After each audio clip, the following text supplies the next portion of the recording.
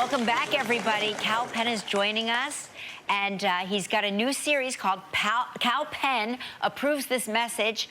It's an election-themed series that explores the timely issues and the importance of millennial and Gen Z voters. Explain the goal of this series, Kal, because I have two kids now voting in this election, too. So I know the importance of young people voting. Yeah, look, the idea behind the show was kind of like, I love making people laugh, love that comedy can bring people together. And it seemed like there wasn't really a place to access information that wasn't wildly partisan or like really polarizing. And I get that that's kind of the nature of where we are today. But we thought, why not create a show that's funny in the way that Daily Show's funny, but not cynical? So it's celebratory in the way that CBS Sunday Morning can celebrate things. So we thought, half-hour show, merge those two things together. You got a monologue at the top that talks about a particular issue, and then for the rest of the episode, we explore that issue with young people who care a lot about it on both the left and the right, and talk about how voting could actually help move the needle on that issue. So whether some of the issues you'll cover. Give us so a little example. The pilot episode, we talked about even just the voting age, right? Like we talked about how the voting age used to be 21 and it lowered to 18 in 1971 with the 26th Amendment.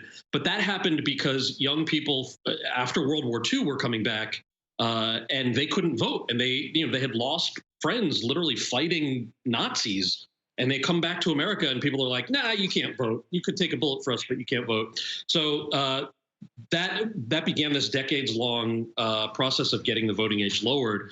There's another episode that's on judicial nominations, obviously something that's very relevant. I think that's actually tonight's episode, is judicial nominations. There's one on energy and the environment in which we bring young evangelical young people together with young progressives. A lot of people don't talk about how the two groups are working together. And we thought, instead of a show where they yell and scream at each other, what if they talk about how they're working together and how you can actually move the needle on a cleaner environment? So that's kind of the approach to the show. It's incredible that you and this show are able to actually exemplify that, because I haven't seen it anywhere. No. I mean, certainly not in the past several years, that's for sure. We kind of took our inspiration from young people themselves, right? You have most young voters are not affiliated with a particular party. They don't have that loyalty like, okay, I'm a Democrat or I'm a Republican. Instead, they care about particular issues, and they're already they're not waiting for older people's permission to do anything. They're doing things in their own communities. We followed in our pilot episode this group of young people that was trying to lower the voting age further from 18 to 16 in San Francisco, and they have a ballot measure on that if it passes, you can vote at 16 in local elections. So even little things like that, we're just inspired by them, and so it just seemed logical to make a show about that. He worked obviously in the White House, and when a young voter or any voter says, does my vote really matter? What do you say to them? Yes, it does matter. And look, obviously, if you're in a battleground state, your vote is weighted for the presidential election a lot more.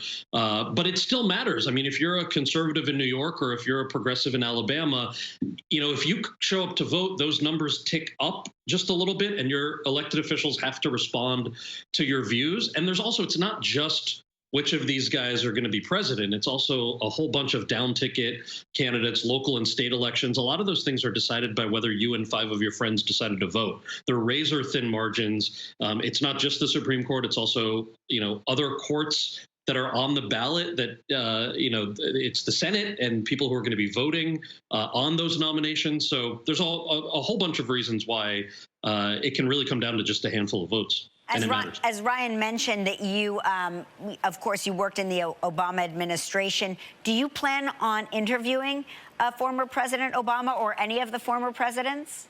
I would never say no to any former president on our show. We're for a show, it's funny, for a show that doesn't respond to the 24-hour news cycle, we only shoot a week before each episode airs. So it's, it's like a scramble to see who's available, who do we want? I'm not really interested in interviewing people about their politics in particular, because then you start getting kind of the laundry list of what people are running on. Yeah. So I think former presidents, former politicians who have the perspective of being able to talk about what their time in office was like, whether young people showed up to the polls for them or not, whether they changed their minds on certain issues, because we all evolve on things that we used to believe.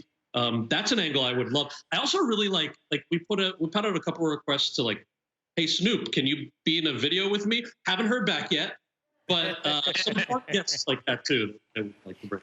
Well, Snoop watches this show every day, so I'm pretty there. sure that you can reach him by just saying that. So. Kal Penn approves this message, airs tonight at 10:30 p.m. on Freeform leading up to the election. Freeform is encouraging viewers to kick 2020 in the ballots. In the ballots, a nonpartisan initiative. So thank you, Kal, for your work, and thanks for coming on, buddy. Great to see you. Thank you. Always good to see you guys. Thanks, Kal. Stay safe.